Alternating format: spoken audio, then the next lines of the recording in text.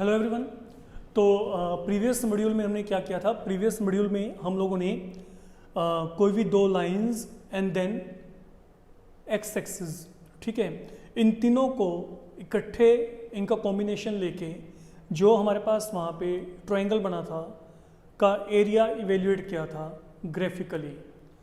Now in this module what we are going to do, again we are having two linear equation, and now in place of x axis we are going to take y axis, and then we are going to again calculate area in that particular case. अब यहाँ पे क्या है पढ़िए, find area of triangle bounded by lines this one and y axis. तो same problem है, फर्क क्या है, पहले हमने with respect to x axis किया था, now we are going to continue with y axis.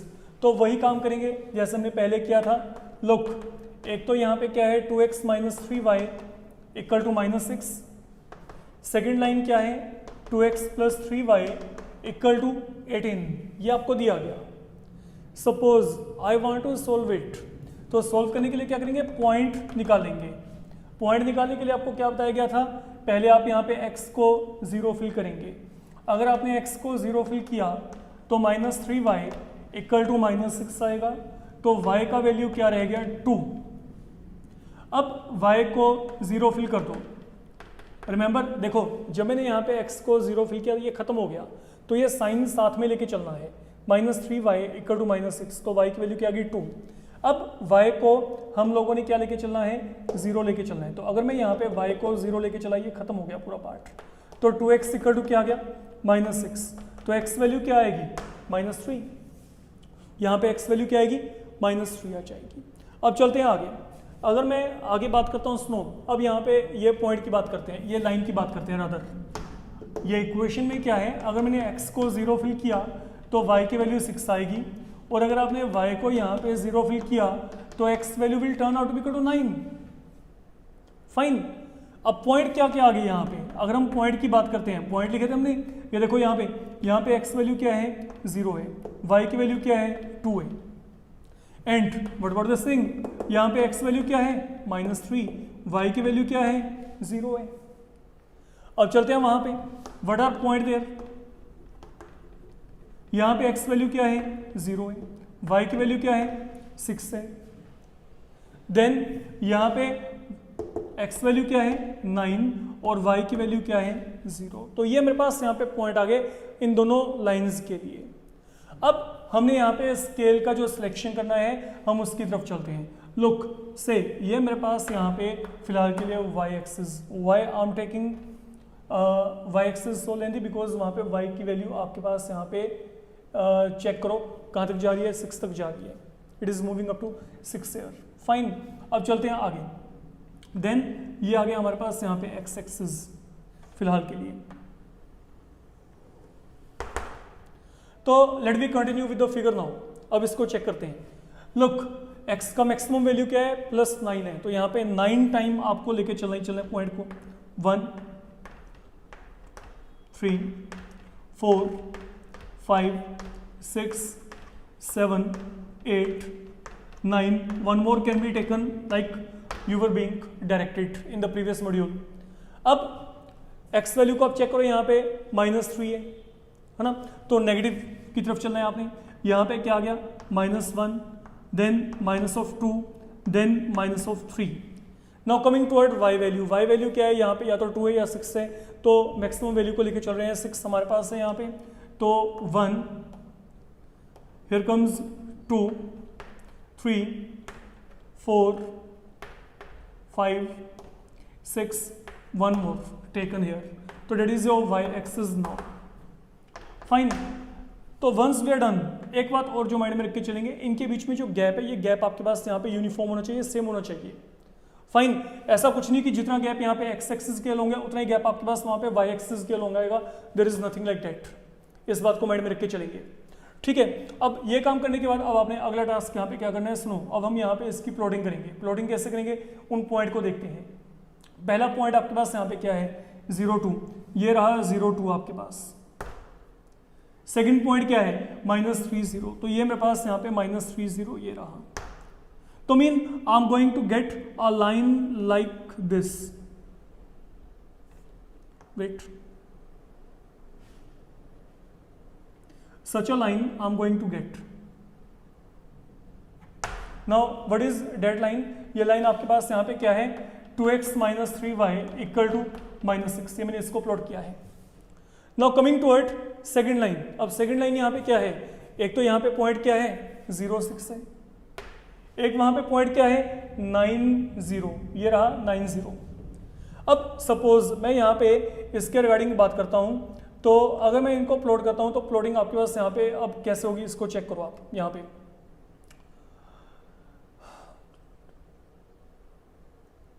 ठीक है, अब अगर आप यहाँ पे इन दोनों पॉइंट को प्लॉट करेंगे, लेट यू चेक. ये प्लॉटिंग करने के बाद आपके पास यहाँ पे लाइन इसको कहाँ पे इंटरसेक्ट करती है, एक तो पॉइंट आपके पास यहाँ पे 0, 6 है, एक आपके पास यहाँ पे क्या है, ये 9, 0 है. That is the line with you. अगर आप यहाँ पे इस लाइन को प्लॉट करके चलेंगे तो ये लाइन मेरे पास यहाँ पे आ रही है 2x + 3y = 18. ये लाइन है. फाइन. अब ये जो है, ये मेरे पास यहाँ पे जो पॉइंट ऑफ इंटरसेक्शन ये क्या आ रहा है, ये देखो यहाँ पे 3 है, यहाँ पे क्या 4 है, तो इसके कोऑर्डिनेट क्या आ गए 3, 4. Remember it. अब ये दो लाइंस मैंने यहाँ पे प्लॉट कर ली. Now this is one line, this is another line with me, and where is your y axis, ये रहा वाई एक्सिस. देखो अब यहाँ पे दो बातें हो रही है. मेरे को यहाँ पे एरिया क्या करना है, मेरे को एरिया निकालना है बिटवीन टू लाइंस, एक तो ये लाइन, एक ये लाइन, एक वाई एक्सिस. तो this is the area with me. ये मेरे पास यहाँ पे रिक्वायर्ड एरिया आ रहा है. मैं यहाँ पे दोनों एरियाज की बात करूंगा, बी वेरी केयरफुल. ओके, ये तो मेरे पास यहाँ पे वो एरिया है जो यहाँ पे किसका आ रहा है, लाइंस एंड वाई एक्सिस का आ रहा है. फाइन. पहले हम इसकी बात करते हैं. मान लो मेरे को इसका एरिया निकालना है, तो इसका एरिया निकालने के लिए अब ये मेरे पास यहाँ पे पॉइंट ए मान लेते हैं, इसको बी मान लेते हैं, इसको हम यहाँ पे फिलहाल के लिए सी मान लेते हैं. तो what is the area here? अगर मैं यहाँ पे ये ट्राइंगल की बात करता हूँ, area triangle, it will be equal to half. यहाँ पे बेस कितना है BC इनटू हाइट यहाँ पे कितनी है. ये ट्राइंगल का अगर हाइट देखेंगे, ये वर्टेक्स से बच्चे मैंने ये परपेंडिकुलर प्लॉट कर दिया. लुक, ये परपेंडिकुलर प्लॉट कर दिया मैंने यहाँ पे, तो इसको हम यहाँ पे m मान लेते हैं. तो यहाँ पे क्या आएगा, half into BC into AM आ गया. अब इन डायमेंशंस को आप लोगों ने बड़े ही आराम से चेक करना है. What is the dimension here? Look, BC की लेंथ यहाँ पे क्या है, चेक करो इसे. ये देखो BC कहाँ से कहाँ तक मूव कर रहा है, from B to C you have to move. यहाँ पे क्या है 2 है, यहाँ पे क्या है 6 है.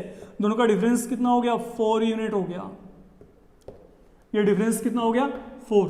लुक, ये जो BC है, क्योंकि अगर देखा जाए तो मैं यहाँ पे BC को क्या लिख सकता हूँ, I can write BC equal to OB minus OC, with OC minus OB. ये देखो BC यहाँ पे क्या है, OC माइनस OB. ये O है आपका ओरिजन, तो OC की लेंथ कितनी है 6 है, OB की लेंथ कितनी है 2 है, तो 6 minus of 2 that will give you 4 unit. तो यहाँ पे जो BC का लेंथ है वो यहाँ पे क्या है 4 unit. Now what is this length equal to? Look, ये लेंथ यहाँ पे कितनी है, अगर मैं यहाँ पे इसको नीचे ले आऊँ, चेक करो, जितना लेंथ ये है उतना लेंथ यहाँ पे ये है. तो how much this has been equal to 3 unit. ये देखो जितना लेंथ बच्चे ये है उतना लेंथ हम यहाँ पे नीचे आ गए. ठीक है, तो अगर ये 3 यूनिट है तो ये भी यहाँ पे क्या होगा 3 यूनिट होगा. तो मतलब ये मेरे पास यहाँ पे AM का लेंथ यहाँ पे क्या है 3 यूनिट. तो आपको पहली बात तो ये क्लैरिटी होनी चाहिए, इस बात को समझ के चलिए अपना प्रॉपरली. ठीक है, तो यहाँ पे मेरे पास जो एरिया बन रहा है, एरिया क्या बन रहा है, हाफ इंटू यहाँ पे ये हो गया बेस इंटू यहाँ पे क्या हो गया हाइट. तो ये कितना आ गया, आप सोल्व करेंगे तो 6 square unit will be the area. और अगर मैं आपको यही कहता कि ये दोनों लाइंस और एक्स एक्सिस, तो फिर क्या होता, ये दोनों, ये देखो ये दोनों लाइंस और क्या होता एक्स एक्सिस, तो मैं ये पूरे का पूरा एरिया लेके चलता. फिर मैं ये लेके चलता एरिया, क्योंकि अब ये एरिया आपके पास यहाँ पे एक्स एक्सिस के साथ लाई कर रहा है. फिर ये वाला एरिया लेके चलते हैं, ये वाला. तो यहाँ पे बेस क्या होता, ये बेस होता -3 से लेके 9 तक. तो कितना हो गया 9, तो ये हो गया और 3 ये हो गया. तो 3 + 9 ये कितना हो गया 12 हो गया. तो अगर मैं ये ट्राइंगल की बात करता हूँ, मान लो ये मेरे पास पॉइंट P है, यहाँ पे Q है, तो एरिया ट्राइंगल APQ मेरे पास यहाँ पे क्या आता, हाँ जी, एरिया ट्राइंगल APQ क्या होता, हाफ इंटू यहाँ पे बेस, बेस यहाँ पे क्या है PQ एंड हाइट यहाँ पे क्या होती, हाइट के लिए मैं यहाँ पे एक परपेंडिकुलर प्लॉट कर देता से ए एन, ये ए एन, तो यहाँ पे ए एन आ जाता, ये यहाँ पे ए एन होता आपका। अब पी क्यू की लेंथ यहाँ पे कितनी है चेक करो, what is P Q length, okay 9 unit यहाँ पे है, 3 यहाँ पे है, तो 9 3 यहाँ पे 12 होता। एंड हाइट ए एन कितनी होती, ये देखो हाइट ये कितनी है 4 तक जा रही है बच्चे, तो ये मेरे पास यहाँ पे 4, तो अगर आप इसको सोल्व करते हैं तो यहाँ पे 24 square unit this would have in the area here. अगर मैं ये एरिया निकालता हूँ ट्रायंगल ए पी क्यू का तो वो कितना आता है 24 स्क्वायर यूनिट, और जो मैं ये ट्रायंगल का एरिया निकाल रहा हूँ ये मेरे पास यहाँ पे क्या आ रहा है 6 square unit. This is the area bounded by line and y axis, this is the area bounded by both lines and x axis. ये बात आपको इस तरीके से माइंड में रख के चलनी है। फाइन, अब जो मेरी पास यहाँ पे अगली बातें करने के लिए आप लोगों के लिए सुनिए, ग्राफिकली आपके पास इस तरीके के प्रॉब्लम आपको आ सकते हैं, ठीक है, इसके सिवा और कुछ भी नहीं। अब अगर मैं यहाँ पे आगे बात करता हूँ, सुनो, what is the nature of graph, okay, whenever I am having 2 lines with me, okay, मान लो मैंने आपको यहाँ पे कोई भी 2 इक्वेशन दिए, suppose you are given any 2 equations, one is this one and second one is this one, आपको ये कोई भी 2 इक्वेशंस दिए गए हैं, तो what is nature of their graph, what is nature of their graphs. अगर मैं यहाँ पे बात करता हूँ कि मैं इनके ग्राफ रिप्रेजेंट करना चाहता हूँ, तो उनके ग्राफिकली वो जो उनका रिप्रेजेंटेशन है वो कैसा आएगा। Okay, look, whenever you are having 2 lines with you, okay, मान लो आपको 2 इक्वेशन दी गई, आपको ये पता लग गया कि जब मैं 2 इक्वेशन को ग्राफिकली रिप्रेजेंट किया तो वहां पे क्या आएगा, लाइन आएगी, एक इक्वेशन से एक लाइन, दूसरे इक्वेशन से दूसरी लाइन, तो मतलब 2 लाइन होगी आपके पास यहाँ पे स्पेस में। अब 2 लाइन अगर मैं स्पेस में लेके चलता हूं, then in what way you can perceive them, वो किस तरीके से आपके पास आपको वहां पे जो है नेचर में दिखाई दे सकती हैं। Look, I can have 2 lines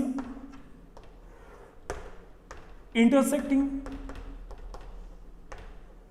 in intersecting form, जैसे अभी मैंने ग्राफिकली एग्जांपल लिया था या प्रीवियस मॉड्यूल में लिया था, वहां पे क्या था, वहां पे लाइंस आपस में क्या कर रही थी, इंटरसेक्ट कर रही थी, एग्री कर गए। ओके, तो जब भी आपके पास लाइंस इंटरसेक्ट करती हैं तो we are getting a unique solution. Unique solution का मतलब क्या है, you are getting a point in common, एक ऐसा पॉइंट है जो दोनों के ऊपर लाई कर रहा है, एक ऐसा पॉइंट है जहां से आपको x और y की ऐसी वैल्यू मिल रही है जो दोनों इक्वेशन को क्या करती है, satisfy, like x plus y equal to 5, x minus y equal to 1। ये दोनों अगर आपने ग्राफिकली प्लॉट की तो 101% ये इंटरसेक्ट करेंगी पक्का, और इंटरसेक्ट करने के बाद जिस पॉइंट पे इंटरसेक्ट करेंगी उसके जो कोऑर्डिनेट आएंगे वो 3 2 आएंगे, तो 3 2 इसको भी सेटिस्फाई करता है, 3 2 इसको भी सेटिस्फाई करता है, मतलब ये क्या हो गया, एक कॉमन सॉल्यूशन हो गया। कॉमन सॉल्यूशन का मतलब क्या हो गया, यूनिक सॉल्यूशन। मेरी बात को समझ के चलना, जब भी 2 लाइंस आपस में इंटरसेक्ट करती हैं there will be 1 point in common, like I am getting here, ठीक है। अगर 2 लाइंस प्रॉपर्ली इंटरसेक्ट करती हैं, a point will be in common and that point will be known as unique solution. Why unique solution mean this is the only point satisfying both of them, that is one thing. Now, what is the other option with you? It is highly possible 2 lines don't intersect. Mean line they are parallel. ठीक है, तो आपके पास वहां पे क्या है, lines they are parallel to each other. That is the another possibility with me. You can't deny it. तो जब भी आपके पास lines parallel होती है, in that case I will be getting no solution. What I mean by this thing, I'm getting no solution. What I mean by this thing, look, suppose मैं यहाँ पे एक एग्जांपल लेके चलता हूँ, ठीक है। आपको मैं कहता हूँ कि x plus y equal to 5, x plus y equal to 4। मैं आपको कहता हूँ कि आप मेरे को इन दोनों इक्वेशन को सोल्व करके x और y की वैल्यू को निकाल के दो।